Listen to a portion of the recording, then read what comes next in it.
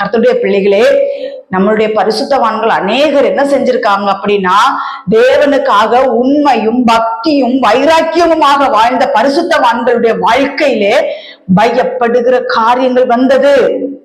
பயப்படுகிற காரியங்கள் புசல் போல் வந்தது. ஆனாலும் அவர்கள் பயப்படவில்லை.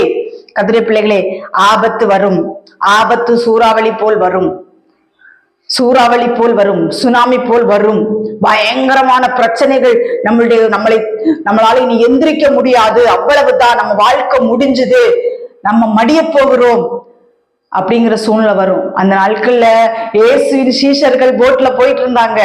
அப்போது இயேசு நித்திரை பண்ணி கொண்டிருக்கிறார் போட்ல. அப்போ சீஷர்கள் போய் கேட்கிறாங்க, நாங்க மடிந்து போகிறோமே, உமக்கு கவலை இல்லையான்னு கேட்கிறாங்க.